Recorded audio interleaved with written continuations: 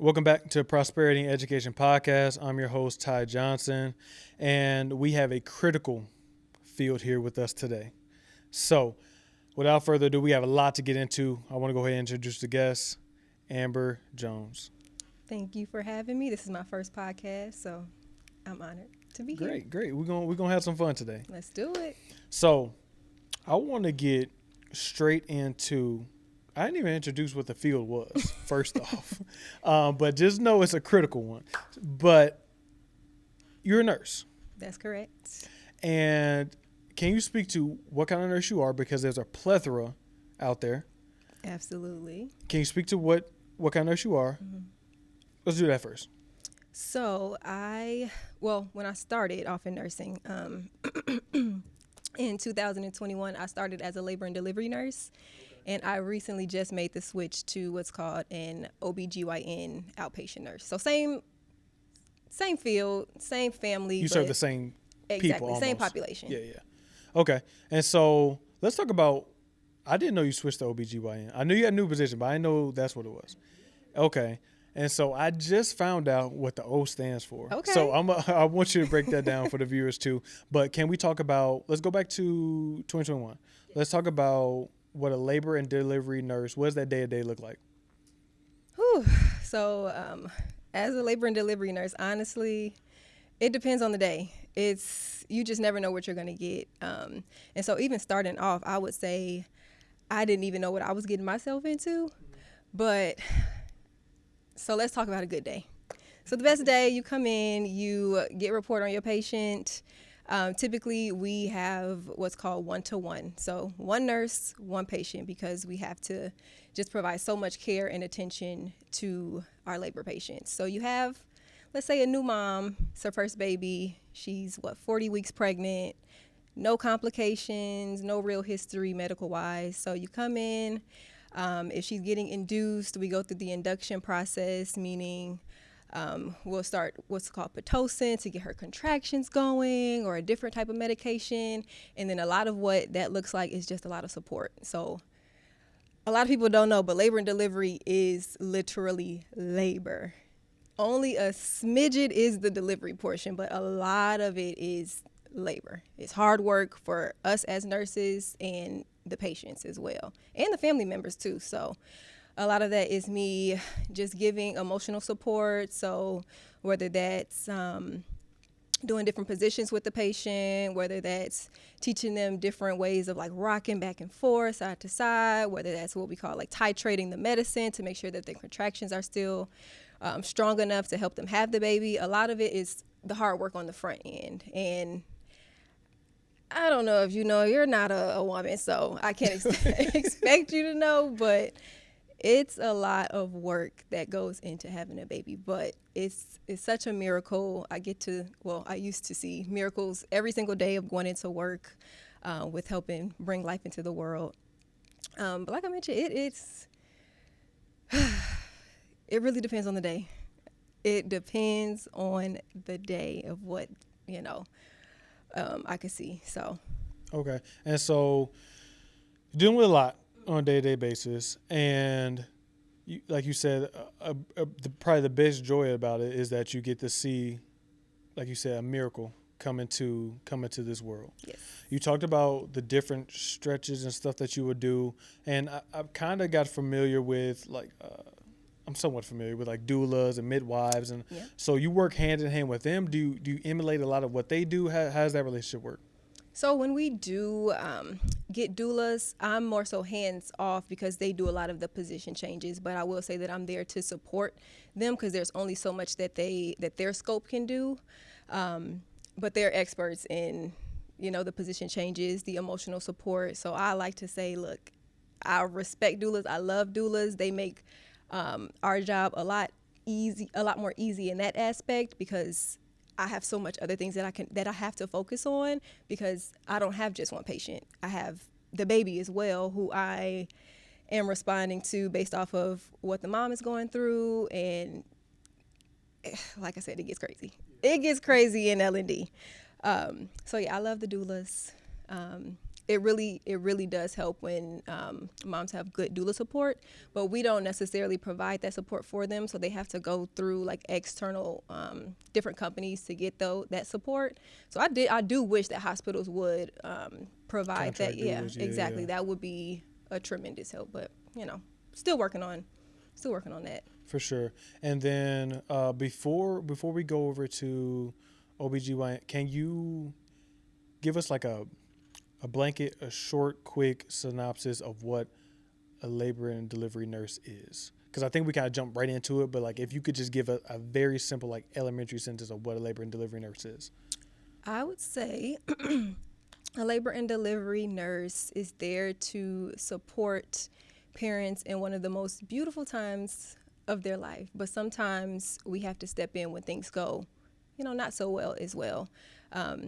So whether that's, like I mentioned, supporting them, I say supporting them through the labor process with the position changes and things like that, but you also have to factor in the medications that we're giving. It's a lot of assessments, so we start from head to toe, how they're doing mentally, physically, emotionally, spiritually as well. But ultimately, the goal is to help them bring life into the world. Okay. All right. I'll take a step back. You just opened up a can of worms now. I know. So you said spiritually, which that interests me a lot, as a hospital. Okay. And then let's talk about that. How would you provide it spiritually? How do you provide that help spiritually? So some patients, well, it gets difficult, but for myself, I like to figure out what their needs are spiritually. So I'm a Christian. So if they are Christian, sometimes I can kind of pick that up on my general like basic assessment I always like to come in the room, introduce myself and say, hey, how can I best help you in this process, in this labor and delivery process? And most of the time it always comes up about their faith, if they are believers. And so I always like to mention that when it comes to when things get hard, I kind of always lean to that. Like, okay, I know that you're a believer. I know that a lot of this is going to take some faith to get this baby into this world. So I always lean into that. And sometimes patients, they aren't believers, or they don't have a particular faith that they lean on. But I still like to challenge that as well, no matter what they believe in. Okay. And then because we keep on alluding to it being really hard. And I think a hard part, I'm not sure if this is what you were kind of talking about, but I think a C-section, that makes things really hard as well. Can we talk about a little bit of what you're referring to when you say it gets hard for the mother, but then also can you touch on, I'm pretty sure C-sections fall in that as well. Mm-hmm. How do you support during all those times? Yeah, so I would say a lot of the time, if someone is coming in just in labor or for an induction, C-section is always the last thing that they're thinking that they would come across unless you are coming in for a scheduled C-section. So most of the time, women that come in, they aren't having scheduled C-sections. Things just happen, such as they're not dilating, the baby is not doing so great, and we have to make that decision like, hey, we can either wait a little longer and risk the chance of, something even worse happening, or we can just get this baby out the safest way possible, which sometimes happens to be a C-section. And so that's when we really have to, emphasize the importance of why we're doing that C-section and letting them know, like, hey, this baby is still going to come into this world. We're just taking a different route. I call it the sunroof way. Okay. They're coming through it. They're coming through the sunroof. And so that kind of like alleviates the situation as well. Yeah, because it's hard, especially when you have what's called a birth plan. I always say sometimes these babies have plans of their own and things don't always go to the plan that we kind of set out for ourselves. So, but once the baby does come, people typically are, of course, a lot more relieved to know, like, okay, I was cared for in that. And once they realize like it was the best decision, they do a lot better. Yeah, I think that probably helps too, bringing in the humor. And that's me through and through. Like, yeah. I know it helps out a lot. So now let's go over into the OBGYN. Can you tell us a little bit about that? How's that first of all, what does it stand for? Because I literally just found that out. So can you educate the people? And two, tell us a little bit about what that position entails. For sure. So OB/GYN. So OB is the obstetrics, meaning taking care of pregnant patients. And then the gynecology is everything else in terms of women's health. So ranging from adolescents to so young to old in terms of women's health. So the OB is the babies and laboring moms, and then the gynecology is taking care of all other women, essentially. Okay. And so now you're just doing is it more pre-birth? Is it still, well, I guess you take care of women's health, so that's anywhere. It's all so it grasps the entirety of women's health from, like I mentioned, from young to old. But go ahead. So now you're just removing yourself from the delivery process. Is that am I understanding that right? Or more so, because nursing is also broken up into what's called like bedside nursing. So being inpatient, so in the hospital with patients, bedside, and then outpatient. So now I'm considered what's called an outpatient nurse. So when you go to like your checkups at the doctor, when you go get your immunization, so your vaccines, and you're just going for your regular checkups, that's when you see like an outpatient nurse. Like when you see your doctor in their white coat and they're walking around, that's typically in the clinic setting. Okay. All right. You just educated me. All right. It's so much. Yeah, I'm sure we could probably be here for hours just talking about just all the intricacies of yes. And so it seemed like you're a little more excited about this role. I'd say so. It honestly is a bittersweet change, because I didn't think that I would make this change so soon. Like I mentioned, I started in 2021, and so I haven't been a nurse for that long. But just the weight of how much goes into being a bedside nurse. And I also work night shifts. So working 12 hours bedside. Now I was working 12 hours bedside 3 days a week. And now I've switched to a more consistent set schedule, 4 days a week, 10-hour shifts. No weekends, no holidays. Oh, okay. So a lot better for my family and myself, and it's also day shift, so that was a big part of why I switched as well. Okay, I'm pretty sure your husband's pretty excited about that. He's rejoicing. Okay. He is. Okay, so we make that shift, we make that change. Can you talk a little bit about? I know we're still new and fresh in it, but can we just talk about? I guess we can go back to labor and delivery. Can we talk about the mindset and the disciplines that are needed to actually be successful in that role? Oh, that is a great question. I think you definitely have to just be okay, honestly, with failing a lot of the time, especially as what I consider a new grad nurse. So that first year, it will try you. That first year in nursing will definitely try you, but just knowing, or more so, just making sure that you have a good support system, which I'm so blessed that I did have my coworkers to rely on, because nursing school, like they tell you all the time, but until you are out of nursing school and into the field, you don't realize what they mean by, oh, once you get into the field, you won't know anything. It's almost like you didn't go to school in a sense, which is, it's scary to say out loud, like knowing that you're an active practicing nurse, but you feel like you don't know anything. That's scary. But you really have to know that you will fail, but you have to grow through those times. Mm-hmm.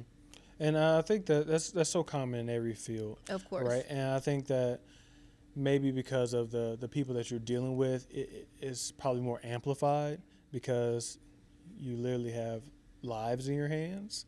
So I think that's why it's a little more amplified. Can we talk a little bit about, you talk about failures.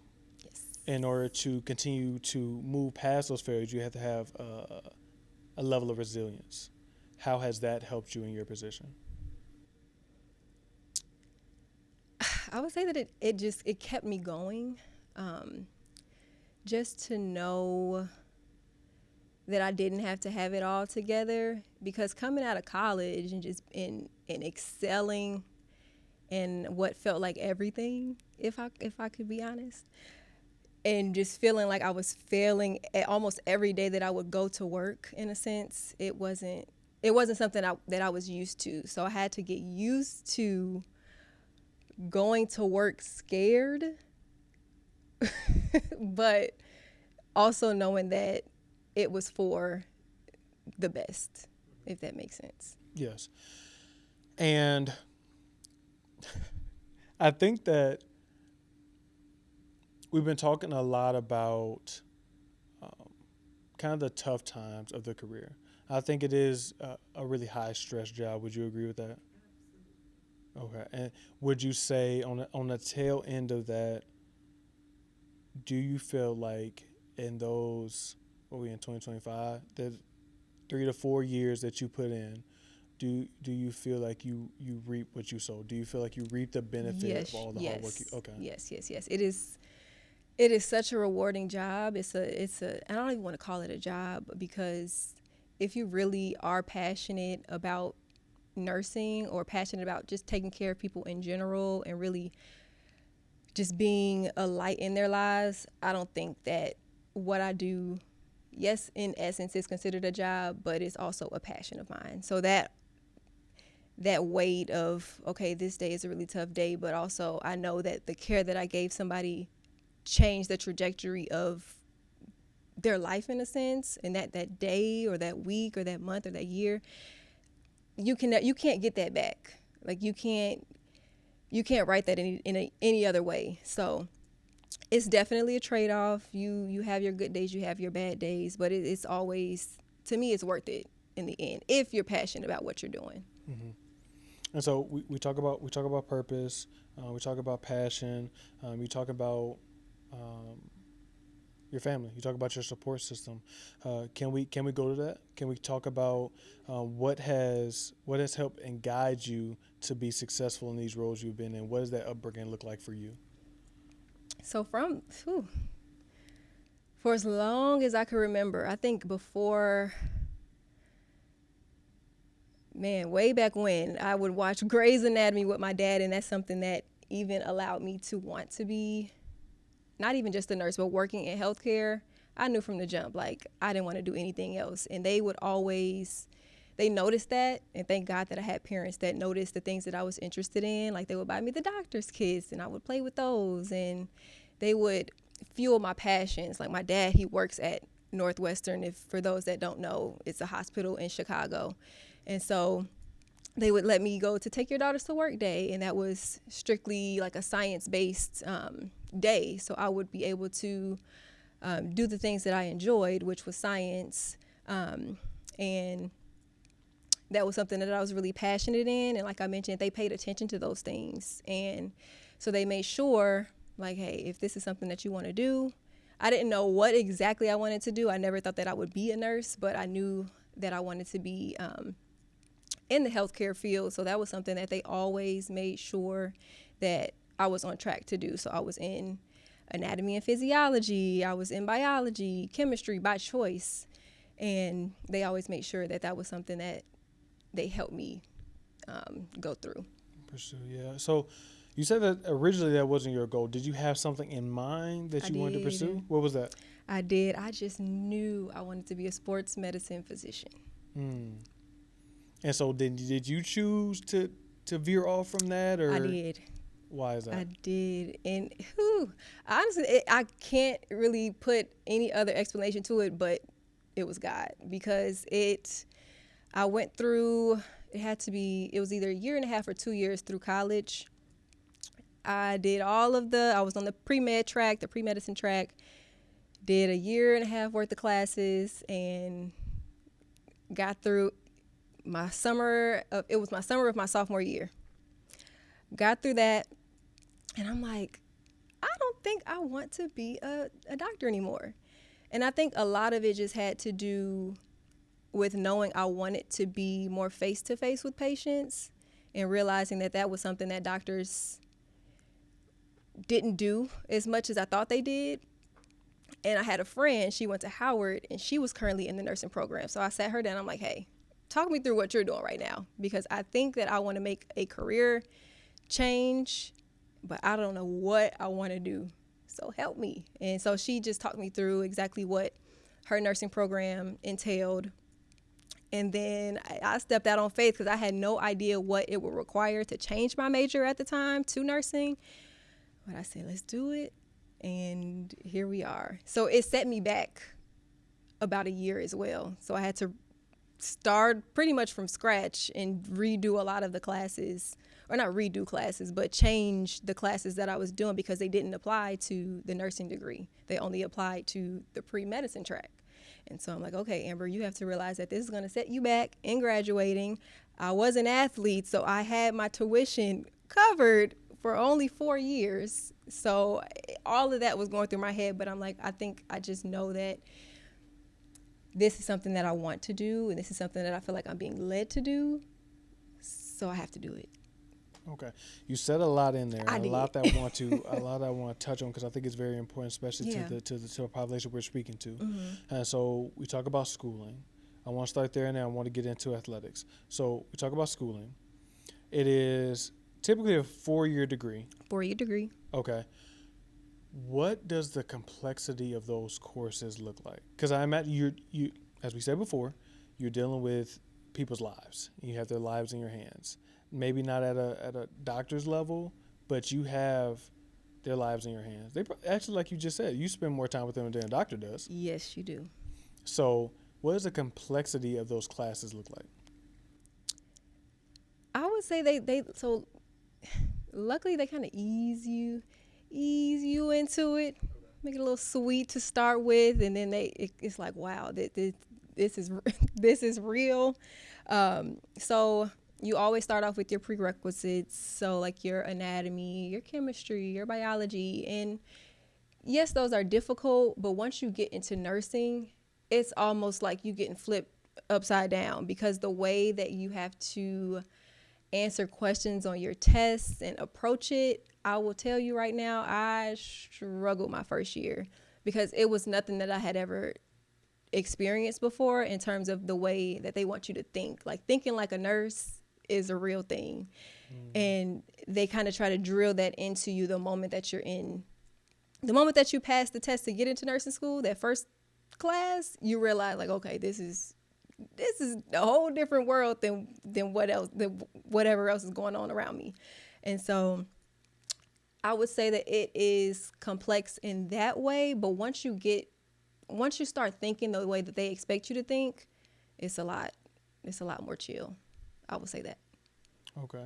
And so we talk about athletics too. Mm-hmm. And I think, so my philosophy is that sports are very important, but I don't believe that it should be your end-all be-all.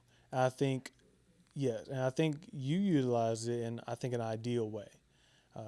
Granted, you did have to switch your track, which is fine, but you got your schooling paid for. So I'm assuming that in high school, you did your thing, because what sport did you participate in? I ran track. Ran track. And so in high school, you get everything you got with the anticipation that you're going to, actually, let me not explain what you thought. let you tell us what you were thinking in high school and like what your trajectory was going to be. So I just knew that I was on it early. Like, I knew as a senior in high school, I was starting to think smarter, not harder. I'm like, okay, if I am actually good at running and all of these coaches are interested in having me on their team, thus wanting to pay for my education and knowing that, like, eventually I do want to have a career and not have to pay back all the student loans that, everybody talks to you about, well, why wouldn't I take advantage of it? So that kind of speaks to itself. Like, I just knew that I would work my butt off in the sport that I was good at to then honestly pay for my career choice. Yeah, and I think the reason why I say I know it's a little bit different because a lot of the students that I deal with are usually like football, basketball, baseball, stuff like that, and they think they have pro aspirations, which there is nothing wrong with that. but I just want to make it apparent, make it known that there's nothing wrong with utilizing the sport as a vehicle to get you to where you want to be. And at that point, you could be done with it, or it could just become recreation. Take it serious so that you can go get your schooling paid for. But then after that, just allow it to be something that is just fun for you, the way to stay active and stuff like that. I agree. Because I think sometimes we can get so infatuated with this thing that we lose out on the opportunity, because youth is a currency. Our physical ability is a currency. Yeah. And we can cash in that currency for a situation like this when it comes to going to school. So I think that's very important, that the audience understands that. Utilize these things as a way just to get you to where you're trying to get to. That's good. That's good. All right. So we graduate from college. Yes. And so at this point, it took you 5 years. It did. But standard 5 and track, a half. 5 and a half. Good God. Yes. Standard track is 4. Yes. Okay. So then right when we get out of school, out of college, what does that look like for you? Are we getting straight into nursing? Like, how does this whole process work? So once you graduate, so in my degree, once you get what's called a BSN, I did the 4-year program, so I got a Bachelor of Science in Nursing. However, you have to pass what's called the NCLEX. If you don't pass that test, you cannot practice. You have to get a license, a literal license, in order to be a registered, that's what the RN is, a registered nurse. Because you can't be registered unless you have that license. You can't have that license unless you pass that test. So you have to pass that test. Okay. And what was your trek like for that test? Were you one and done? Whew, I was one and done. By the grace. Yes. That's a blessing, because I heard a lot about that. Yes. It's very nerve-wracking. Yes. Okay. But I did push my test date back a couple of times. I will say that. You felt like you weren't prepared? Yes. Easy answer, yes. But I do think a lot of it had to do with just some self-doubt, just feeling like, just knowing, like you mentioned, that the test is hard. And I'm like, okay, well, if I have the option to push my test back, maybe I can know a little more. Maybe I can study a little bit more and, guarantee that I'll pass. But I think that was kind of hurting myself rather than helping myself. So I'm like, okay, Amber, you are not pushing this test back anymore. And so I took it. I passed. That's great. And so in this phase, so we're talking about college, we're talking about moving into nursing. Was there any moments, and we can even talk about why you've been a nurse, a registered nurse. Let me put that on there. Were there any moments that you experienced doubt and thinking, I know we talked about the failures too, doubt, and you just thought like, you know what, maybe this is not for me? Yes. Before I even got into the program, I thought, Amber, maybe you heard the wrong thing, and maybe you should have just stayed on the pre-med track, because I also had to take a test to get into the nursing program. That test, I failed the first time. So this is prior to the... Yes. So this is after, once you do your prerequisites, you take that, you have to finish that, and then you also have to take a test. So they take your grades, your score on that test, and look at you as an applicant, and then decide if you can be in the nursing program. And so based on my score, I won't say that I failed the test, but based on the score that I got, it wasn't a score that was good enough to get me into the program. I was on the wait list to get into the program. And then they told me that based off of, the number of students that then got into the program, I didn't make it off the wait list. Mind you, a couple of months ago, I was just excited about getting into this program because I switched my major. And so that pushed me back even further in terms of my graduation date. So what does that process look like? You're waiting because you said, I'm assuming you went to your counselor, or it's probably online now, but you structured your classes. We sat down, yep. And, okay, this is what I'm doing. Yep. This is what I want to do. Okay, build my schedule. Okay, we built the schedule. All right, cool, go take this test. Didn't do the best on the test, or didn't do good enough on the test. and we don't make it. So now are we just like in purgatory? Are we just like waiting, or like what does that That's look what like? it felt like. Okay. So that next semester, because I was supposed to start the fall semester of, I can't remember what year it was. It had to be 2017, 2018. So that fall was when I was expecting to start. But no, that spring, I'm sorry. That spring I was expected to start, but I didn't have a good enough score. So what ended up happening the spring where I was supposed to start, I kind of just took random classes. It was my easiest semester, of course, because I had to take random classes that didn't, pertain to the But it felt like just a long waiting season until I was able to take the test again. Okay, yeah, that's definitely some resilience. Like, man, you must have really felt a calling just to I'm telling you, because there was no, because you had to retake the test. I did. So there was no guarantee There that was you're gonna not. get into that next time. All right, wow, I didn't know that. But we're here now. Yeah, it's good times. So now let's talk about what everybody wants to hear. This is the big thing. Let's talk about the money. So I know in COVID it was crazy. Bumping. Crazy. A lot of people making money. That was everywhere. But let's get into the norms. What does the average nurse, registered nurse, come in making? So that's another thing with nursing. It varies a lot. So I can speak to coming out of school in Chicago as a nurse at my specific hospital. I came out making 35 and some change an hour. But on top of that, I had an additional $5 an hour because I was on a night shift. So about 40 and some change I started off, which is, hey, as my first job coming out of school, that's good money. So very good money. Yeah.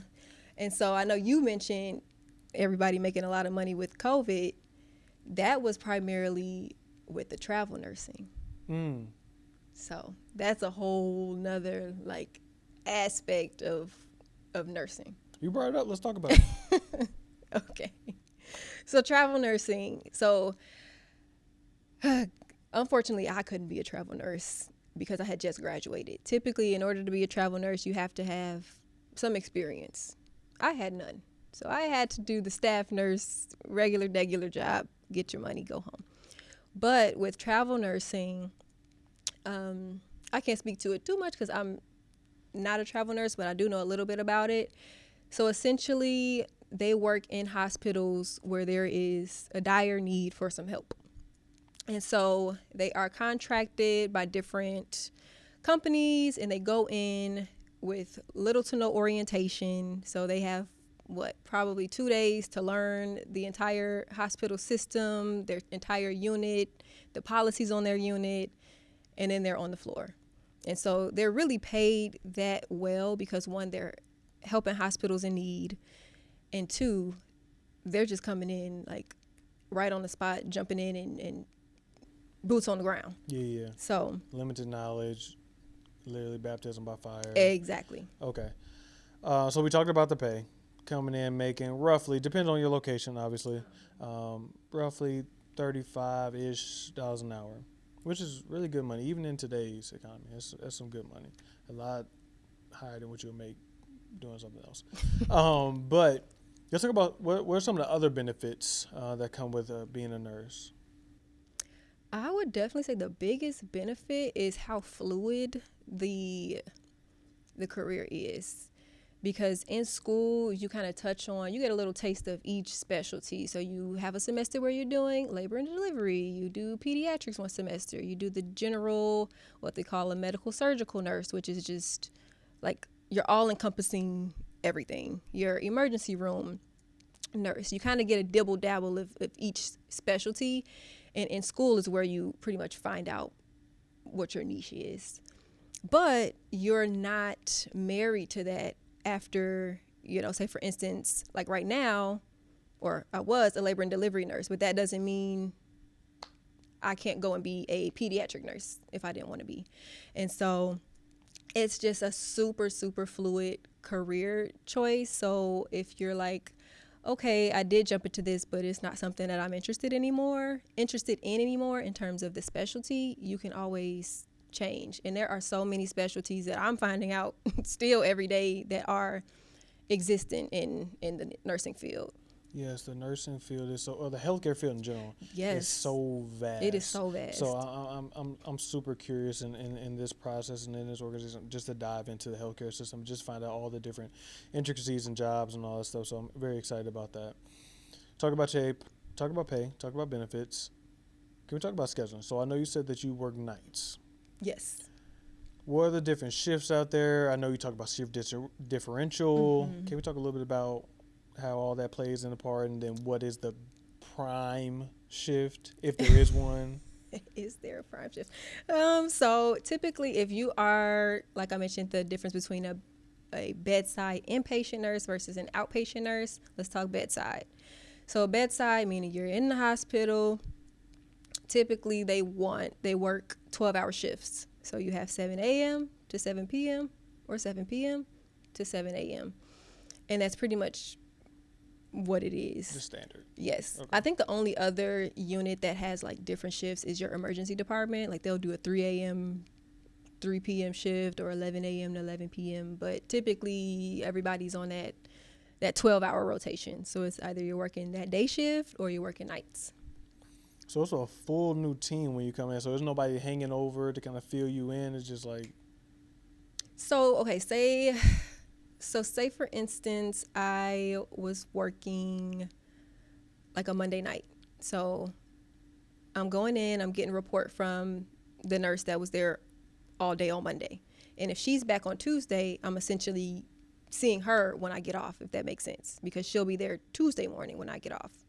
So it's the same team, and I think that's why nurses are on that 12-hour schedule, to make it a more fluid transition when giving what we call report. So giving the synopsis of the patient that you're taking care of, because otherwise you're just putting more hands in the pot, which could then lead to more mistakes, if that makes sense. Yeah. So it's essentially like one point person, one lead. Exactly. That kind of gives you a breakdown, a rundown of the shift. Yes. And what they're coming into. And then there's a head person on both shifts then, because then that person then disseminate the information to everybody else on the night shift team. Like the charge nurse is, I think that's you might. I'm getting no idea. Yeah, I think that's what you you're throwing talking these about. names at me. So you said the head nurse, right? I think I just said that. So I'm saying the person. So say night is about to transition to day, and so the point person on nights would then talk to the point person on days and say, hey, this is what we got, this is what we're going through. And then the person on days, the point person, would then disseminate that information to everybody else. Is that how that works? Oh, no. So like I mentioned, let's use like my labor and delivery job as an example. So I have patient Sherry. And so Sherry, well, let me back up. So day shift is taking care of Sherry all day. But it's multiple patients. So one person taking care of Sherry, somebody else taking care of Abigail, so on and so forth.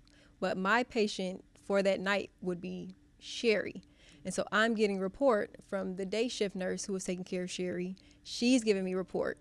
What the head nurse, what they do is give out the assignments. So they're saying, Amber's going to take care of Sherry. Whoever the other nurse is, they're going to take care of Abigail. Like, they give the assignments, but they're not giving the information. You go check in with that person that was just taking care of them. Exactly. Okay. And that's how the information is. It's really like a big old game of telephone, if you ask me. Which is dangerous. Okay. All right. I get it a little better now. All right. So you said the 1-to-1 too, way in the beginning. But now, it got me thinking. Because you don't have control over how many people are going into labor.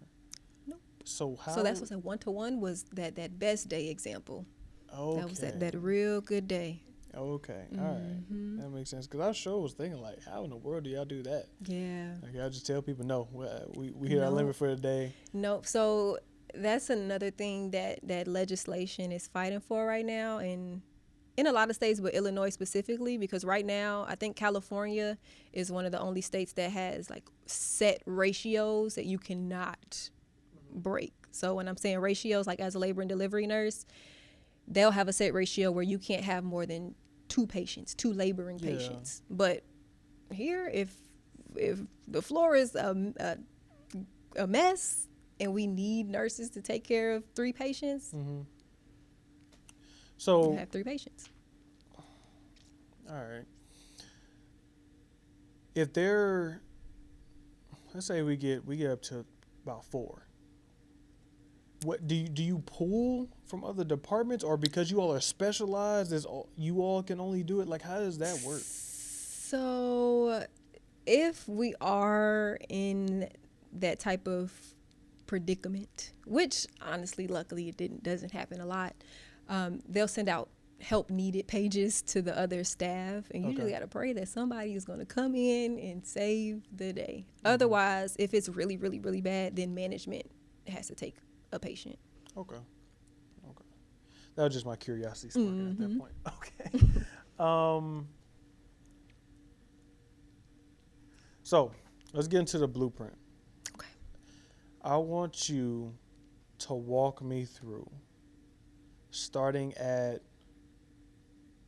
high school and walk us all the way to present day. Ooh. What is the blueprint for somebody that is 18 years old and they're thinking that they want to be a nurse, a registered nurse? How would they get into this field? Nurse. So, the beautiful thing is that there can be a plethora of different blueprints, because just a little segue, before when I switched to the nursing, to be a nurse, to go through the nursing program, I realized that a lot of these students had already had some experience under their belt, whether it was like being a CNA or doing like EMT school or just working in some form of healthcare. So I felt like I was behind before I started. You saying that they already had a job outside, or they're doing that while they're in school? They were doing that while they were in school, which you can, because I believe that you can start CNA school while you're in high school.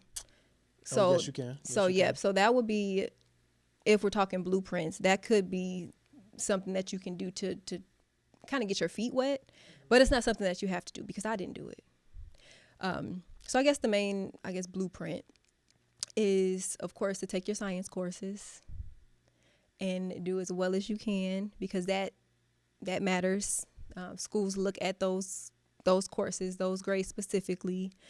And then after that, once you get in college, a lot of it is just the prerequisites. So like I mentioned, the classes that every college student has to take, but really making sure that you're excelling in those science courses.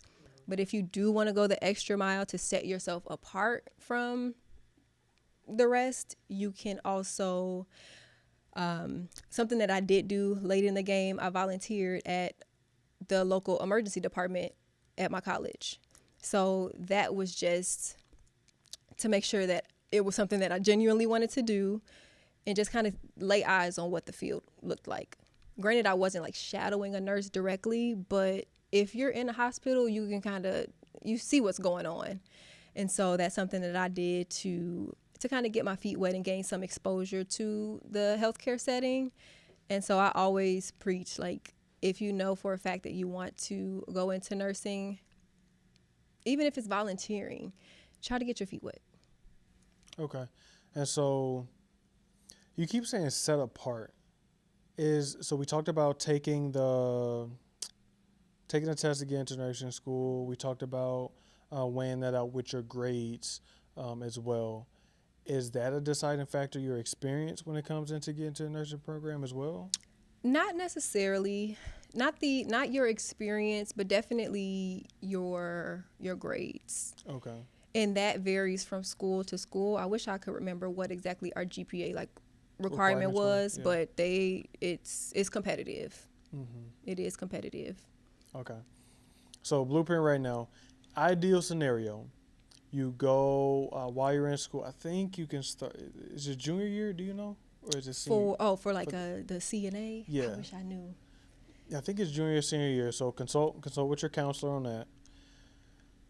Get into that. Yes. Because that will get you a leg up. Does that mean that you can potentially graduate early? See, I know when I was in high school, we didn't even have CNA programs, but I'm hearing that they're out there now for these different high schools, which is a beautiful thing. For sure. So if it's out there, I would say take advantage. Okay. But just figuring out what that timeline looks like. I don't know if it's junior. I don't know if that's junior or senior year, but whatever year it is, it's something that would be very beneficial for a student to do before getting into college. Okay. So getting into that class while you're in high school would be advantageous for the high school student. And then if you don't go that route, just make sure that you're taking care of, I guess even if you do go the route, make sure that you're taking other science courses specifically. Yes. Then once we get into school, we are trying to get experience just within the healthcare field. It's a bonus because you kind of see if that's something that you really want to get into, but also we can get a little bit of experience. Yes, but it's something that's not necessary in a sense. But I just based off of looking back, I'm glad that I had that exposure early. Okay, and then is there any other necessary steps that everybody would have to take? Necessary before? Well, study for a test. Yeah, of course. We always got to study for our test. Because it's two big ones, right? Because registered nurse and then just to get into nursing school. Yes, exactly. Okay. So, but the tests can vary from school to school. The NCLEX is standard for everyone once you graduate nursing school, but the test in order to get into nursing school, that can vary as well. I know different schools use different programs, so to speak. Okay. So just the test against nursing school can alter, but the NCLEX? Yes, that is standardized across the board. Okay. Any other necessary steps? Necessary? I wouldn't say so. Which is or beneficial? Beneficial. I guess depending on what college you're going to, figure out what standardized tests that they use, because there are plenty of books out there that you can utilize in order to, I guess, get ahead. So if I know we didn't take the TEAS, but that's coming to my mind that some schools use. It's called the TEAS exam. Don't ask me what it stands for because I couldn't tell you. But there are a lot of prep books that you can utilize and that you're expected to utilize before taking that test. But of course, the sooner that you start, nipping away at that, the better you'll probably do. And then specifically with labor and delivery, is there any necessary steps that those, because obviously the nursing field is very, very vast. So when we talk about labor and delivery specifically, is there anything that they have to do that's special in order to afford an opportunity to be in that field? Not necessarily, because like I mentioned, typically and I don't even like saying this because I am clearly a product of this, but what they used to say is that after graduating, you need to gain exposure as just a general nurse, which is considered like your med-surg nurse, which kind of encompasses everything. They say don't go into a specialty when you graduate because you need to have gained some sort of exposure to just being a nurse before you decide you want to jump into a specialty. But I did it, so I never like to say not to do something when I know it's not necessarily the truth. Just because it was your experience doesn't mean that everybody's. Exactly. Yeah. And so if like I knew that I didn't want to do any other specialty other than women's health, I wasn't going to waste my time nor waste a patient's time knowing that I was in an area that was not interesting to me.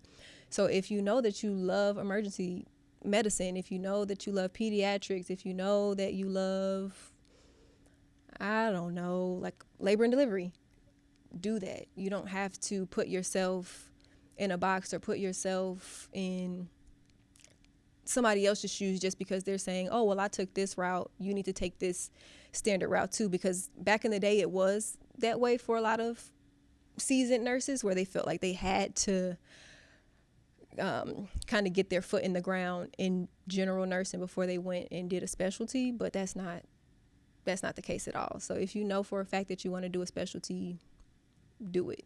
And you don't have to have any sort of special experience to get out there. If you have a good resume, if you interview well, and it's always that GPA and any extracurriculars that you did in college. It doesn't even have to be related to nursing. As long as they see that you are willing and able to put yourself out there, set yourself apart, you'll more than likely be all right. Okay. That's good too, because that's something that we didn't necessarily talk about, which I feel like is very important, the hiring process. Yeah. So you talk about setting yourself apart. I think this is when it really matters, because it's very competitive at this point. So you said get involved with different like organizations, yep. Clubs, maybe doing some. Are you doing shadowing at that point? How does that work? Not necessarily. Nope. Okay. Nope. Okay. So what does that hiring process look like? If we could touch on that really quick. So for me, there were two, I guess I can say 3 specialties that I was looking at. Labor and delivery was my number 1. Postpartum was my number 2. And then emergency medicine was my number 3. And so I was applying for different positions based on that. And I'm trying to go back. Some years ago. Because we got to talk about yeah. the picking of the hospital too, like what, yes. like ciphering through that, but then also where you fit in. So how does that whole process work for you? Yeah. Are you looking? Is it like a special place where you can look at the resume of a school? Oh, not school, but a resume of a hospital. Like how's that whole thing work? I mean, now that I know what I know, that you can do that, or you can put us on game. How you do that? Yeah, well, not a resume, but you know how just a quick Google search, you can see what their expectations are for one of that role, but you can also just do a quick search and go to that specific hospital's page and just look at what their mission and their vision and their values are. Did I do that when I was getting a job? No, because I was just ready to get out there and make some money. Yeah. So I didn't do that, but I was just blessed enough to land a job at a great hospital. But if going forward, if I were to ever change hospitals, I would for sure look into what that hospital's values, vision, mission, and like I mentioned, you can I don't know if there's any specific website, but if you just put in quick searches what are their ratios for that specific department that I'm looking for, you can find that information. It's readily available on Google, but I don't think there's a one-stop shop where it just tells you all of that. Okay, sounds good. So to recap fully, I know I did a little bit already. So we going into high school, we're just trying to take, if you have the opportunity to take those classes to get you a leg up, when you go to college, take them. If not, just make sure you take those science courses very seriously. Yes. When we get into college, just be active, be prepared, learn all the knowledge, absorb it. That's the best way you can, so you're prepared to take the test. Mm-hmm. Going into do the different organizations. Any organizations, just which is getting involved. Yes, just get involved. Because that looks really good. Yes. Making sure that we're studying for that test, pass that test, and then once you take the NCLEX once you get out of school, once you graduate. Yes. Okay, so then we're obviously got our sights on graduate. We graduate, we take the NCLEX, and once we pass that, now we're trying to just market ourselves in the best way possible to different hospitals, but we're being strategic in what hospitals we want to go to, because now we're looking on Google, trying to see which hospital that we fit in best based off of what we want to get into. That was a great recap. That's exactly Thank that. you. Okay. And so is there any, before we switch topics, is there any lasting advice that you would give somebody if they're trying to get into labor and delivery, specifically, I mean? I would just say give yourself a chance. Just at any given moment, just know that it won't be easy by any means, but if you know that that's something that you want to do, just give yourself a chance. As long as you go in every day giving yourself a chance, you are miles and miles and miles ahead of where I was. And I made it, so you'll be miles ahead of where I started. And that's all you need. Because even before I went in, I was asking those that hired me, I'm like, okay, what can I do? I was just so eager. And I think that's something that helped as well. I was eager and ready to just get out there. And so I'm like, okay, what books can I read? What articles can I look up? And just looking back, I'm like, I'm glad that I had that mentality going in, because it definitely helped me to keep going when those days got hard. So yeah, just be eager at all times. Good. I like that. Is there, as we begin to wrap up, is there anything that, actually, before we even get there, I like to ask all the guests, what is one quote that has helped you significantly in your life, and specifically in this process and this journey for you, to get into nursing, to be a nurse in a high stress environment? What has been that quote or that saying that has helped propel you forward? Ooh, I gotta take a second for this one, because I don't think there's just like a single. This is the hardest thing, I to pick know. one. Oh, I gotta pick one. Okay. Tyler, I gotta pick one. or just give me a couple. Give me the ones that hit. Maybe like 2, 3. Okay. What's the ones that hit for you? Oh my goodness. It could be a Bible verse. Okay. Because I would always lean on a couple. But there's nothing that's, of course there's nothing that's coming up. So I'm literally thinking, yes. Because I don't want to just make up something. A generic one. Yeah. So let's jump to the next question. Then maybe if something pops in your head. We'll circle back. We will circle back. So, is there anything that we didn't touch on in this interview yet that you would just like to put out there? Is there any bit of knowledge that's very vital and important, and someone that's trying to get into this field just needs to know, or that you would just like to share with them? A need to know. If it comes to like the mental health space, that mindset that they have to be in, encouraging words for them, anything. I think that something that I wish that I would have been told looking back, well, I guess I kind of spoke to this early, just being okay with failing. I think I'm just going to keep hounding on that until the day that I stop working, because it is super important in this field, because imposter syndrome is real. And if you know that this is where you're called to be, nothing can set you apart or set you back.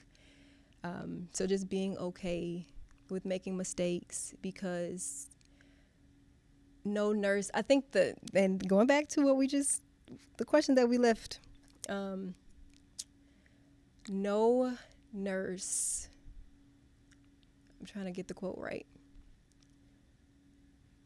but it basically speaks to the moment that you stop learning, or the moment that you feel like you stop asking for help, is the moment that like you stop being a nurse, essentially, because nursing relies on everyone else, from the doctors to the technicians to the ultrasound techs to the people sweeping the floors. Like, we need everybody. So the moment that you think that you're above reproach, or the moment that you feel like you can't ask questions or can't ask for help, we got a different problem on our hands. And so just feeling like, or just realizing that you don't have to have it all together to be a nurse. You don't have to be perfect to be in this field, and just really knowing that. I think that's the best piece of advice that I wish I would have gotten going into it, because now looking back, I felt that, like, if I'm coming into this career, I should know everything at this point, or I should know more than I felt that I knew. But you really learn a lot of it when you are on the field, and I think that's what makes you the best nurse, when you're putting yourself out there each and every day at work, just being willing to learn, being a sponge. That's what really matters. I like that because some people can get in certain positions, not even just healthcare, for anywhere, and you can. I firmly believe that if you stop learning, that is when you're in trouble. Especially if you're in the healthcare field, because as humans, we're very complex. So if you're not trying to steadily learn and steadily grow, then it could be detrimental not only for you, but more importantly for somebody else, because you have somebody else's life in your hands. Absolutely. So that was vital that you said that. Last question I have for you is, how can we support you or somebody in your field? What's maybe if you want to give your Instagram handle out, if you want people to connect with you, how can we support in this time? For one, always thank your nurses. Even if you're never in the hospital, but you know somebody's a nurse, thank a nurse, because I don't know, we don't get thanked as much as I feel like other people do. Not that I need it, but for others, I just hear the conversations that are had. Thank a nurse. But my social media handles. What's my social media? Oh God. I have Instagram. I don't really use anything else. I have TikTok, but I don't post as much. Okay. I was posting a lot more. I do have some nursing content out there to look back historically, so I will share my TikTok. But my Instagram, what is my Instagram? I think it's AJENOX_.